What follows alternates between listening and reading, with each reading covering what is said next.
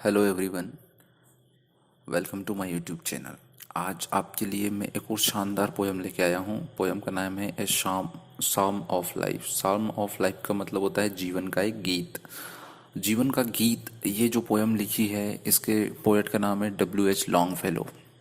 Sorry, H W Longfellow means Henry Wadsworth Longfellow, ये इनका पूरा नाम है, जो कि एक न्यू इंग्लैंड के पोएट थे। और ये पोयम जो है वो 1838 में फर्स्ट टाइम पब्लिश हुई थी, और वो भी न्यूयॉर्क के एक लिटरेरी मैगजीन में। जिस लिटरेरी मैगजीन का नाम जो था वो था द निकरबॉकर। ये उस पोयम का नाम था, सॉरी उस मैगजीन का नाम था, जो न्यूयॉर्क में चलती थी, और उसमें ये फर्स्ट टाइम 1838 में पब्लिश हुई थी। इस पोयम में जो स्टेंजास है वो 4 लाइन स्टेंजास है, और इतनी ज़बरदस्त पोयम है कि अगर आप एक बार इसको पढ़ोगे और इसके मीनिंग को समझोगे तो आपको बहुत शानदार लगेगी और बहुत ही मीनिंगफुल है।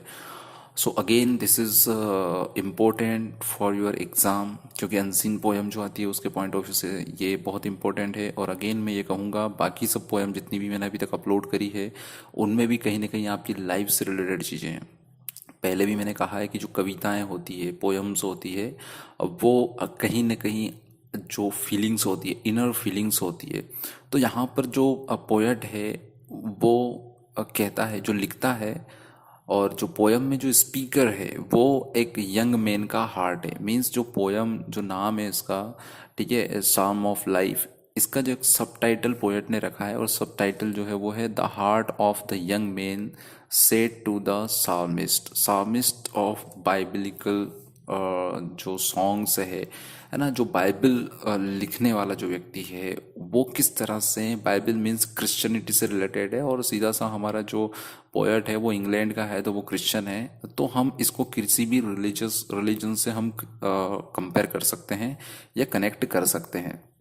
जैसे कि एक इंसान, एक आम इंसान का दिल जो है वो जैसे कि अगर हम हिंदू रिलीजन की बात करें तो वो आम इंसान का जो दिल है वो जो साल्मिस्ट है, यानी कि जो उपदेशक है, जो धर्म का उपदेशक है, उस धर्म के उपदेशक से कुछ सवाल करता है, कुछ बातें कहता है। क्या कहता है, हम फर्स्ट स्टेंज से स्टार्ट करते हैं। Tell me not in mournful numbers, life is but an empty dream. मुझे ये मत बताओ, हार्ट क्या बोल रहा है कि मुझे ये मत बताओ कि लाइफ में कितने मोurnful नंबर्स, मीन्स लाइफ में कितनी ऊंच नीचे, कितने दुख तकलीफ है, इसके बारे में मुझे गिनवाओ मत। जीवन है, और तुम मुझे ये भी मत बताओ कि लाइफ तो है परंतु एक खाली ड्रीम, खाली सपना है, ऐसा तो मुझे मत बताओ। For the soul is dead that slumbers. और जो सोल है, आत्मा, ठीक है, वो हमेशा अमर होती है, लेकिन जब वो सो जाती है तो हम मर जाते हैं। And things are not what they seem, means चीज़ें वो वास्तविकता में नहीं होती है जो हमें प्रतीत होती है। तो वैसे ही हम कह रहे हैं कि हम बोलते हैं कि इंसान मर गया, पर एक्चुअल में वो नहीं मरता है। वो एक्चुअल में क्या होता है, उसकी आत्मा जो होती है वो शरीर को छोड़कर चली जाती है। तो सिंपल है कि अगर हम फर्स्ट इंजा को देखें तो ये कहीं ना कहीं स्पिरिचुअलिटी से रिलेटेड है, आध्यात्म से रिलेटेड है।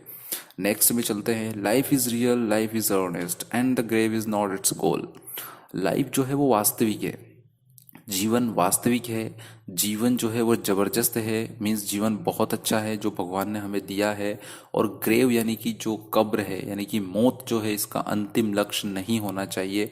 Dust thou art to dust returnest. धूल से यानी कि मिट्टी से यह शरीर बना है और एक दिन मिट्टी में ही मिल जाएगा। Was not spoken of the soul, यहाँ पर आत्मा की बात नहीं की जा रही है, यहाँ पर सिर्फ बात की जा रही है शरीर की। जो मानव शरीर है वो एक दिन, मतलब मिट्टी से बना है ना, और मिट्टी में एक दिन ये मिल जाएगा। नेक्स्ट एंजर कहता है not enjoyment and not sorrow in our destined and और वे। चाहे हम अपने रास्ते में हैं या हम अपनी मंजिल पर पहुंच गए हैं, not enjoyment and not sorrow, तो ना तो हमें बहुत ज़्यादा दुख मनाना है और ना ही ज़्यादा हमें एंजॉयमेंट करना है। मीन्स एक ऐसी लाइफ जीना, एक idle life, but to act that each tomorrow find us further than today. हमें हर अगले आने वाले दिन में मेहनत करना है, एक्ट करना है, मीन्स हमें काम करना है और इस तरह का काम करना है जो हमें आज से और आगे लेके जाए, मीन्स दिन ब दिन हमें तरक्की करना है। हमें ये नहीं सोचना है कि हम अपनी मंजिल पर पहुंच गए और हम बहुत खुश हो गए। जैसे कि जनरली लोग रहते हैं एक छोटे से अचीवमेंट में बढ़िया पार्टियां वार्टियां करते हैं, कई दिन खाली बिता देते हैं। तो जो हार्ट है वो क्या कह रहा है, दिल, एक हार्ट जो इंसान का, वो इंसान से कह रहा है कि भाई तू ऐसा मत कर कि थोड़ा सा खुशी हुई और तू उस खुशी को एंजॉय करने में अपना टाइम बिताए जा रहा है ना। और थोड़ा सा तू, तेरे को तेरी मंजिल नहीं मिली, तू रास्ते में है, थोड़ा सा उलझ गया है कहीं पे, तो बिल्कुल तू टेंशन भी मत ले, ज़्यादा दुख भी मत मना। बट आज जो तूने किया है उससे आगे कल और ज़्यादा करना है, means day by day progress he progress तेरे को करना है। आगे अगले स्टेंजा में कहता है आर्ट इज लॉन्ग, काम बहुत है, काम बहुत पड़े हैं। यहाँ पर आर्ट का मतलब सीधा हो रहा है आपके वर्क टास्क। तो वो कह रहा है art is long and time is fleeting. काम तो बहुत कम है, और सॉरी काम बहुत ज़्यादा है, बट जो टाइम है वो क्या है, फ्लीटिंग मीन्स क्षण भंगुर है। समय जो है ना वो बहुत कम है और काम बहुत ज़्यादा है। And our hearts stout and brave, और हमारा जो हार्ट है वो स्टॉट मीन्स वो मजबूत है और काफ़ी मतलब हार्ट जो है ना वो खुद कह रहा है कि तेरा हार्ट जो है ना वो बहुत मजबूत है और ब्रेव भी है, वो सह लेगा, तू टेंशन मत ले, है ना। Still like muffled drum are beating. Muffled means होता है बजाना या बजने की आवाज़ आना। तो जो ड्रम्स के यानी कि ढोल के बजने की आवाज़ होती है, और बीटिंग उनको पीटने पर जो उनको आवाज़ आती है, funeral marches to the grave. और मीन्स लाइफ जो है वो क्या है, हर दिन जो है, हर दिन जो है वो किधर जा रही है, मौत की तरफ चली जा रही है। तो चाहे हर दिन इंसान को पता है, इंसान को अच्छे से पता है कि एक दिन वो मर जाएगा, और हर दिन जैसे जैसे बीतते जाता है, हर साल बीतते जाता है, तो वो मौत के और करीब आता जाता है। पर हार्ट जो है ना वो बोल रहा है कि मैं बहुत बहादुर हूँ और मैं बहुत जो मजबूत हूँ, तो मैं टेंशन नहीं लेता हूँ कि जीवन जो है वो किधर जा रहा है, मौत की तरफ जा रहा है, पर मैं उससे टेंशन नहीं लेता हूँ। हमें तो जो है वो क्या करना है, एक्शन करना है, अपना काम करना है। नेक्स्ट एंजा कहता है in the world's broad field of battle. जीवन को क्या कहा है पोएट ने, पोएट कह रहा है, स्पीकर जो है हमारा हार्ट, वो क्या कह रहा है इंसान का हार्ट, की जो लाइफ है वो क्या है, जो वर्ल्ड है, दुनिया जो है वो क्या है, एक युद्ध का मैदान है, एक बैटल फील्ड है। इन द बिवॉक ऑफ लाइफ, और लाइफ जो है इसका क्या है, लाइफ के कई सारे पड़ाव है। बिवॉक मीन्स क्या होते हैं, कई सारे पड़ाव, जो छोटी छोटी जगह है ना, विदाउट शेल्टर के जो रहते हैं, कहीं पे तीर्थ यात्रा पे जाते हैं तो बीच में रास्ते में कहीं रुक जाते हैं बिना छत के, ऐसे ही खेत में, है ना, कहीं भी सो जाते हैं। तो लाइफ भी वैसे ही है। लाइफ में ऐसे छोटे मोटे कई सारे पड़ाव आते हैं। Be not like dumb driven cattle, और उस कंडीशन में आपको बिल्कुल एक डम जो ड्राइवन कैटल मीन्स एक पशु के समान नहीं होना है कि जिसको जिधर भगा दिया उधर वो चला गया, जिधर बुला लिया उधर वो आ गया। इस तरह का तुम्हें नहीं बनना है, बल्कि be a hero in the strife. और स्ट्राइफ होते हुए भी, स्ट्राइफ मतलब क्या होता है, कई सारे परेशानियां, कई सारे झगड़े, कई सारे कलह लाइफ में होते हैं, वो होने के बावजूद भी तुझे अपना हीरो बन के चलना है, मीन्स बेटर वर्क करके चलना है। इन लाइफ के पड़ावों का, ऊंच नीच जो आती है उसकी टेंशन बिल्कुल नहीं लेना है। नेक्स्ट एंजा कहता है trust no future however pleasant. कभी भी भविष्य कितना भी उज्जवल लग रहा हो, कितना भी ब्राइट लग रहा हो, पर हमेशा भविष्य की सोच कर नहीं जीना है, उसकी खुशी में तुम्हें नहीं जीना है। लेट द डेड पास्ट बरी इट्स डेड। और कहता है कि ना ही पास्ट के बारे में ज़्यादा टेंशन लो, क्योंकि पास्ट जो है ना वो मर चुका है, वो बीत चुका है, अब दोबारा लौट के नहीं आएगा, वो डेड हो चुका है। तो उसको बरी करो, मीन्स उसको दफन कर, उसको भूल जा।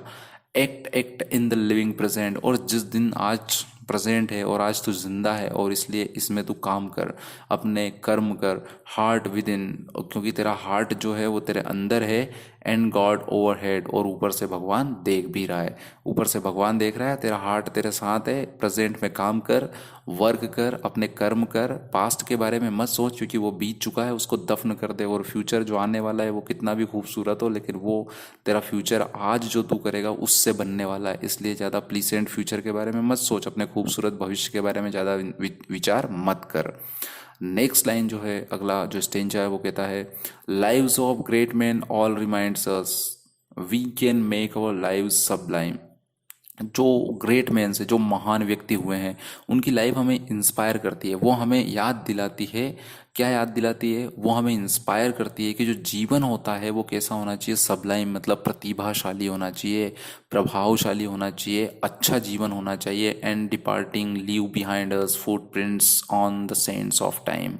और समय की जो रेत है उसके ऊपर हमें अपने, जब हम यहाँ से चले जाएं, डिपार्टिंग मतलब जब यहाँ से मर जाएं, तो मरने के उपरांत, मरने के बाद हमारे फुटप्रिंट्स यानी कि हमारे जो उदाहरण लोग दें, हमारी लाइफ से लोग इंस्पायर हो और उन हमारे पद चिन्हों पर चले, हमने जो किया उस रास्ते को चुने। ऐसे कुछ निशान छोड़ के जा अपने जीवन के, जो लोग तेरा पालन करें, लोग तुझे पूजे और लोग तुझे याद करें, ऐसा कुछ करके जा। लास्ट स्टेंजा जो है वो क्या कहता है? Footprints that perhaps another. Footprints यानी कि जीवन, यहाँ पर फुटप्रिंट्स का मतलब ये नहीं हो रहा कि जो पैर बन गए उनकी, मीन्स तुमने जो काम कर दिए हैं, जिस रास्ते पर तुम चले हो उस रास्ते पर कोई और, शेलिंग ओवर लाइफ सोलेमन मैन, कोई और, सोलेमन मीन्स गंभीर व्यक्ति आएगा अपनी लाइफ से परेशान, हताश, और ऐसा व्यक्ति जो आएगा वो तुम्हारे जीवन से इंस्पायर हो सके, तेरे जीवन से वो इंस्पायर हो सके, ऐसा तू कुछ करके जा, तेरे पद चिन्हों पर, तेरे बनाए रास्ते पर वो चले। ए फॉरलॉर्न एंड शिपरेक्ड ब्रदर, है ना, यहाँ पर फॉरलॉर्न बोला है, मीन्स अनाथ, जिसका कोई नाथ नहीं हो, जिसका means nobody is there who care about the particular person, एक ऐसा पर्सन जिसकी परवाह करने वाला कोई हो ही नहीं, ऐसा व्यक्ति। और एक और वर्ड यूज किया, शिपरेक्ड ब्रदर। शिपरेक्ड ब्रदर मीन्स जिसकी नैया जो है वो बीच भंवर में डूब गई हो या टूट गई हो, है ना। शिपरेक्ड मीन्स होता है जहाज टूटना या जहाज की तबाही होना। तो जिसकी लाइफ बर्बाद हो चुकी है या जो बहुत टेंशन में है, ऐसे व्यक्ति के लिए तुम एक उदाहरण बनो, और वो व्यक्ति आने वाले समय में तुम्हारे जीवन के बारे में पढ़कर तुमसे इंस्पायर हो सके, और इंस्पायर हो सके, मोटिवेट हो सके, और लाइफ को आगे कंटिन्यू कर सके। Seeing sell take heart again, और उसके हार्ट में मीन्स उसका हार्ट जो टूट चुका है, उसका दिल जो परेशान हो चुका है, यानी कि उसका दिल जो है वो बैठा जा रहा है परेशानियों को देखते हुए, तो वो हार्ट अगेन उसमें मोटिवेशन भर जाए, उसके दिल में अगेन मोटिवेशन भर जाए, उसको जीने की ललक पैदा हो जाए, और वो अपनी परेशानियों से लड़कर आगे बढ़ने और आगे काम करने के लिए तैयार हो जाए, ऐसा कुछ करके जा। मीन्स सीधी सी बात है, जो पोयम है वो एक ड्रामेटिक मोनोलॉग है। आपकी class 12th special English MP board का एक और बहुत अच्छी पोयम है, वो आपकी टेक्स्ट बुक में है, ये आपकी वर्क बुक में है, तो वो भी एक ड्रामेटिक मोनोलॉग है।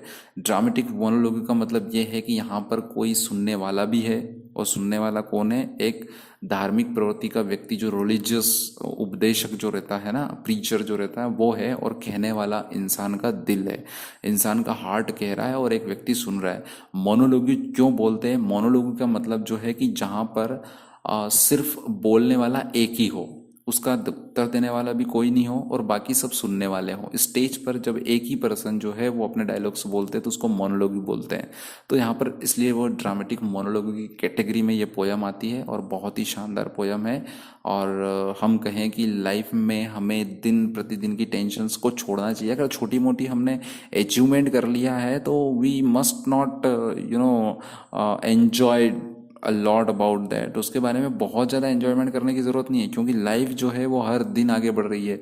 If you wasted your one day, अगर आपने एक दिन अपना वेस्ट कर दिया, it means you have lost many things, आप कई सारे चीज़ें वेस्ट कर सकते हो।